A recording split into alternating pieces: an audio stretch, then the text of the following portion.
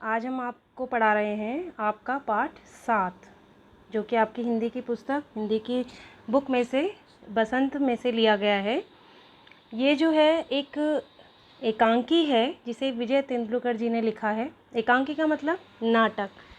ये जो है एक नाटक है जो स्टेज पे हो रहा है और इसमें जो है कुछ निर्जीव वस्तुएं हैं, कुछ निर्जीव चीज़ें हैं जो आपस में बातें करती हैं, उनके बारे में है। और इस नाटक में जो है आप देखोगे कि किस प्रकार से वो लोग जो है एक बच्ची को बचाते हैं एक किडनैपर से, जो उसको किडनैप करता है। उस बच्ची की वो कैसे रक्षा करते हैं, कैसे वो आपस में बातचीत कर रहे हैं।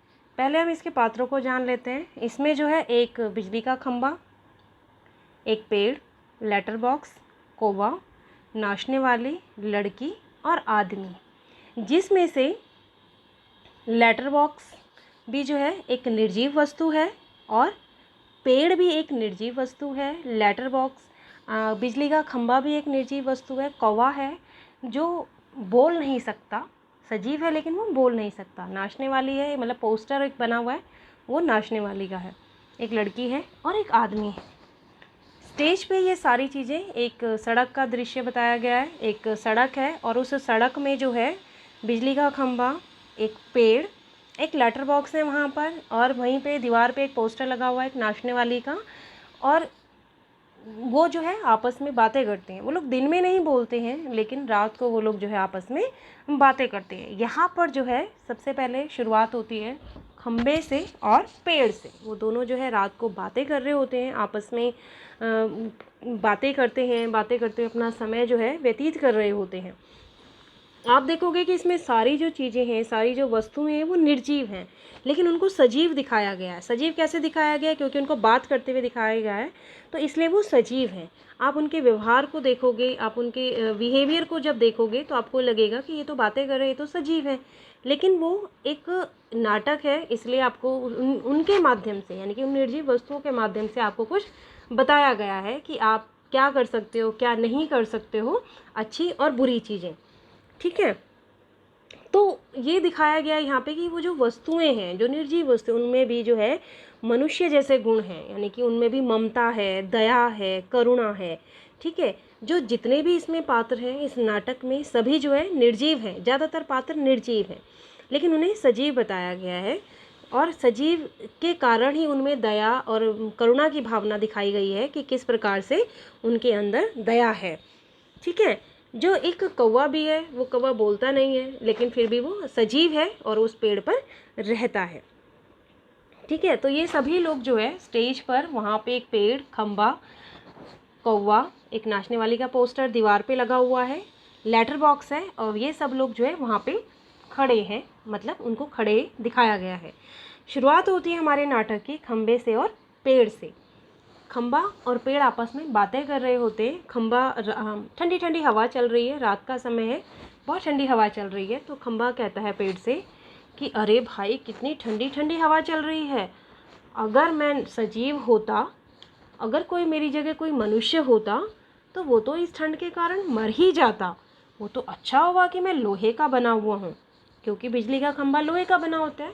तो वो ये कहता है, हवा जब ठंडी ठंडी हवा चल रही है तब वो पेड़ से कहता है कि अच्छा हुआ मैं जो है मनुष्य नहीं हूँ, मैं लोहे का बना हुआ हूँ, इसलिए मुझे कोई फ़र्क नहीं पड़ रहा है। लेकिन अगर मेरी जगह कोई मनुष्य होता तो वो इस ठंडी ठंडी हवा से, इस ठंडे वातावरण से जो है उसकी तबीयत बिगड़ जाती, उसकी तबीयत जो है ख़राब हो जाती।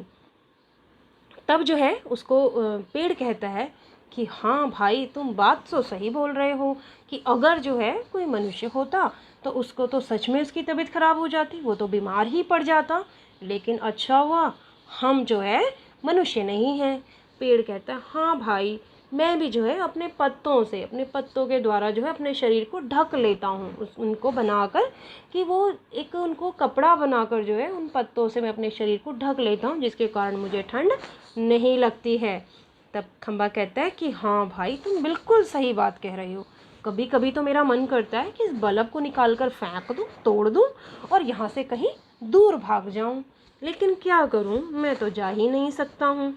तब पेड़ कहता है कि हाँ, ये भी बात सही है।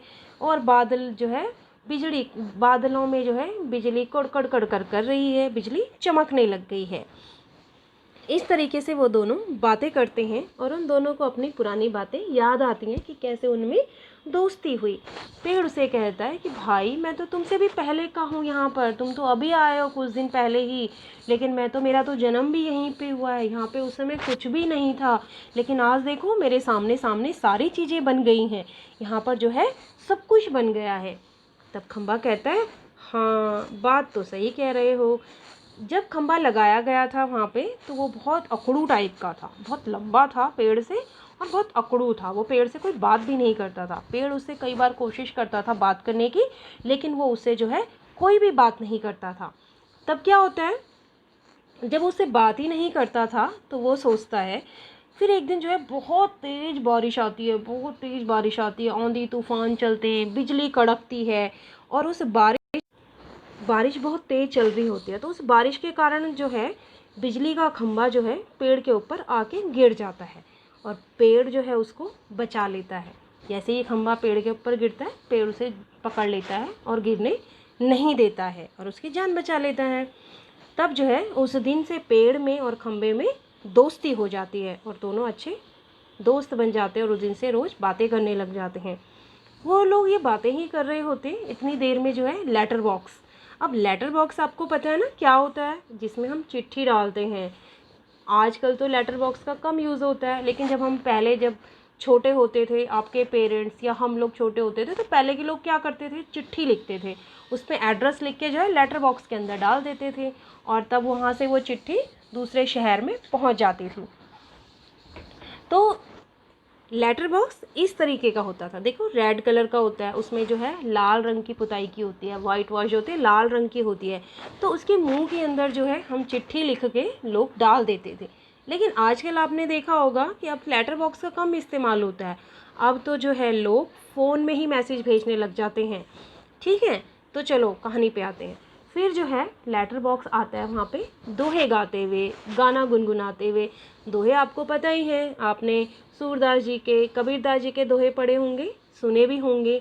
तो वैसे ही वो जो है दोहे गुनगुनाते हुए आ जाता है।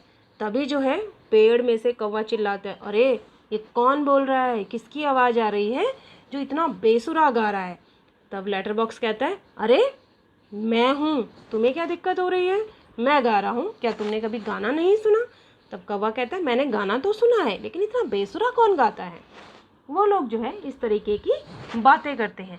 तभी हवा जो है बहुत तेज़ से चलने लग जाती है और जो पोस्टर लगा हुआ होता है, जिसमें एक नर्तकी बनी हुई होती है, एक डांसर बनी हुई होती है, वो पोस्टर जो है हिलने लग जाता है हवा के कारण। और उस समय ऐसा लगता है कि जैसे उस डांसर के, उस नर्तकी के पैरों की जो पायल है वो ज़ोर ज़ोर से बजने लग जाती है, ज़ोर ज़ोर से आवाज़ें उसमें से आने लग जाती हैं और बजने लग जाते हैं। सभी जो है उस तरफ देखने लग जाते हैं। फिर जो है लेटर बॉक्स, वो लोग आपस में बातें करने लग जाते हैं सबके सब। वो लेटर बॉक्स से पूछते हैं कि लाल ताऊ, सभी जो लोग थे, जो जितने भी थे, पेड़, कौवा, खम्बा, ये सब जो है, पोल, ये सब उसको लाल ताऊ के नाम से बुलाते थे। लाल ताऊ क्यों, क्योंकि उस पर लाल रंग की सफ़ेदी हो रखी है, लाल रंग की पुताई हो रखी है, इसलिए उसको लाल ताऊ कहते हैं। तो वो लाल ताऊ से कहते हैं कि अरे ताऊ, तुम चुपके चुपके चोरी चोरी बड़ी चिट्ठियाँ पढ़ते हो सबकी। वो कहता है, चोरी चोरी क्यों, हाँ मैं पढ़ता हूँ, रोज़ पढ़ता हूँ, अब इसमें चोरी कहाँ से हो गई, मेरे अंदर ही तो चिट्ठी रहती है, तो मैं इसलिए पढ़ लेता हूँ। फिर उसे बोलते हैं कि अरे गलत बात है, सबकी प्राइवेसी होती है, सबकी प्राइवेट उसमें कुछ लिखा होता है, तो आपको जो है उसे नहीं पढ़ना चाहिए। तब वो कहता है कि अरे तो क्या हुआ, मैं को उसे पढ़ के अपने पास ही रख लेता हूँ, मैं उन्हें वापस तो कर देता हूँ, जिसकी चिट्ठी होती है उस तक पहुँच जाती है। तब उसको जो है कौवा कहता है, अरे ताऊ ऐसा नहीं करते हैं, बेशक आप उन चिट्ठियों को दे देते हो, भेज देते हो, लेकिन फिर भी किसी की भी चिट्ठी पढ़ना गलत बात है और ऐसा आपको नहीं करना चाहिए।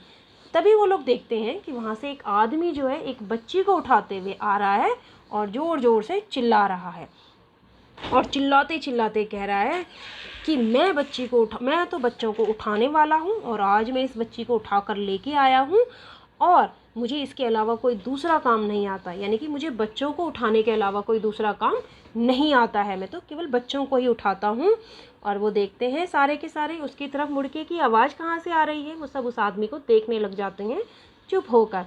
तब वो देखते हैं कि उस आदमी ने जो है अपने कंधे पे एक लड़की को उठाया हुआ है, छोटी बच्ची को, और वो बच्ची जो है गहरी नींद में सोई हुई है।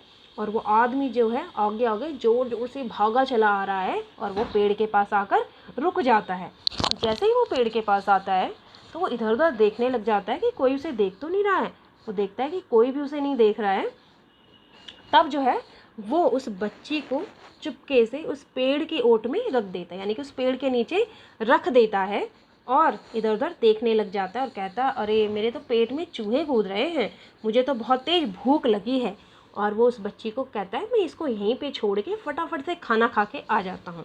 और वो जो है आदमी उस छोटी बच्ची को उस पेड़ के नीचे रख के वहाँ से चला जाता है खाना खाने के लिए। अब सब लोग जो है उस बच्ची को देख रहे होते हैं। तभी जो है लाल ताऊ, वो बच्ची जो है वहाँ लेटी होती है, सब उसको देख रहे होते हैं। लाल ताऊ भी देख रहा होता है, उसके पास जाता है। थोड़ी देर बाद वो बच्ची उठती है और उसको ऐसा लगता है कि जैसे वो कोई सपना देख रही थी, उसको एक सपने जैसा सब कुछ लगता है। और वो उठती है और चिल्लाने लग जाती है, ज़ोर ज़ोर से रोने लग जाती है, मैं कहाँ हूँ, मैं कहाँ हूँ, क्या मैं कोई सपना देख रही हूँ। तभी जो है लाल ताऊ उसके पास आते हैं, यानी कि लेटर बॉक्स उस बच्ची के पास आता है और उसे कहता है कि अरे बच्ची, क्यों चिल्ला रही हो, चुप हो जाओ। वो इधर उधर देखती है कि आवाज़ कहाँ से आई, कौन बोला, कौन बोला। वो इस तरीके से बोलने लग जाती है लड़की कि कौन बोल रहा है, किसकी आवाज़ आई। तब लेटर बॉक्स बोलते हैं, अरे मैं बोल रहा हूँ, मैं बात कर रहा हूँ तुमसे।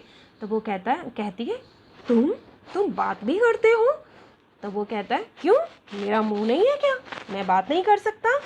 और इस तरीके से वो बच्ची को चुप कराने लग जाता है और वो बच्ची को चुप कराता रहता है, चुप हो जाओ बेटा। उनसे बातें करने लग जाता है और बच्ची जो है शांत हो जाती है, वो लड़की शांत हो जाती है और ध्यान से उसकी बातें सुन रही होती है और उससे बातें करने लग जाती है। तभी जो है खम्बा भी बोलने लग जाता है, पेड़ भी बोलने लग जाता है, कौवा भी, हम भी हैं, हम भी हैं, हम भी हैं। तब वो बच्ची देखती है इधर उधर, कौन बोला, कौन बोला, फिर से कौन बोला, किसकी आवाज़ आई। वो एकदम चुप हो जाते हैं। तब वो फिर पूछती है, सच बताओ किसने बात की, कौन बोल रहा था, और कौन है यहाँ पे। तो सारे के सारे फिर उसे कहते हैं, कौवा भी कहता है मैं हूँ कौवा, पेड़ कहता है मैं पेड़ बोल रहा हूँ, पोल कहता है मैं पोल बोल रहा हूँ। और वो सारे के सारे जो है उससे बातें करने लग जाते हैं, उससे पूछते हैं। तो वो कहती है, तुम सब बोलते हो, तुम सब बोलते भी हो। तो वो कहते हैं, हाँ हम सब बातें करते हैं रात को, जब सब लोग यहाँ से चले जाते हैं, यहाँ पे कोई भी नहीं होता, तो हम लोग सब मिलके जो है आपस में बातें करते हैं। वो कहते हैं, क्या तुम लोग सच में बोल रहे हो, क्या सच में ऐसा है। वो कहते हैं, हाँ सच में हम लोग बातें कर सकते हैं। तब वो बच्ची कहती है, अच्छा। वो चुपचाप से उनकी बातें सुनने लग जाती है। फिर वो बच्ची से पूछते हैं कि बेटा आपका घर कहाँ है, आप कौन सी गली में रहते हो, आपके पापा का नाम क्या है। वो बच्ची जो है भूल जाती है सब कुछ, डर के मारे, छोटी बच्ची होती है, उसे कुछ भी याद नहीं होता। वो कहती है, मुझे तो कुछ भी याद नहीं कि मैं कहाँ से आई हूँ, ये मुझे कहाँ कौन लेके आया, मैं यहाँ कैसे आ गई, मैं तो अपने घर के अंदर सोई हुई थी, मुझे तो अपने घर का रास्ता भी नहीं पता, मुझे तो ये भी नहीं पता मेरे घर कौन सी सड़क जाती है, मेरे पापा कहाँ हैं, चले गए, कहाँ चले गए मेरे पापा। तो वो इस तरीके से फिर बोलने लग जाती है।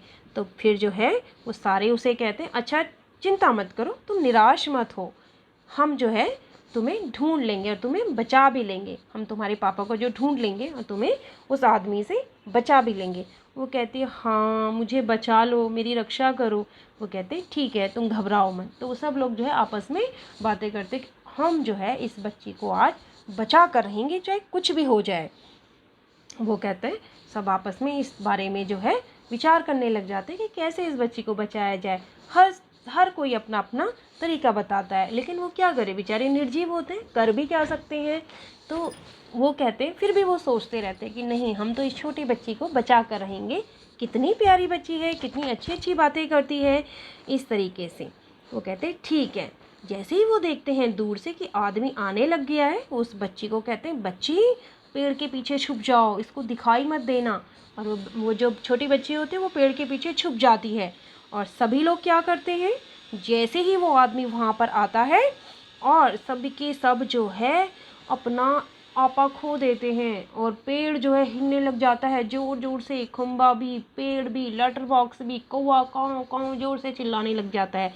और जैसे ही वो आदमी जो है वहाँ पर आता है उस बच्ची के पकड़ने के लिए ढूंढने लग जाता है, कहाँ गई कहाँ गई, यहीं तो छोड़ा था मैंने उसे, यहीं तो छोड़ा था। लेकिन उसे कहीं पर भी वो बच्ची दिखाई नहीं देती है। तब जो है पेड़ जो है उस आदमी के ऊपर गिर जाता है और उस आदमी को जो है वो आदमी उस पेड़ के नीचे दब के मर जाता है। आदमी आता है वहाँ पे, पेड़ उसके ऊपर गिर जाता है और फिर वो आदमी उस पेड़ के गिरने से मर जाता है। और इस तरीके से वो उस छोटी बच्ची की रक्षा करते हैं, उस बच्ची की जान बचाते हैं।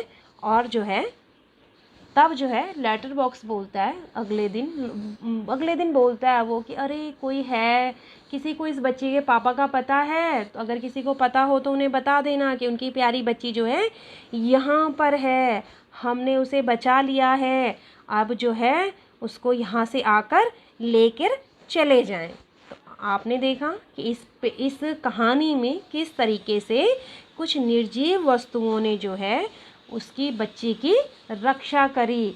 तो यानी कि उसमें जो है ममता के दया के सारे गुण दिखाए हैं उन वस्तुओं में।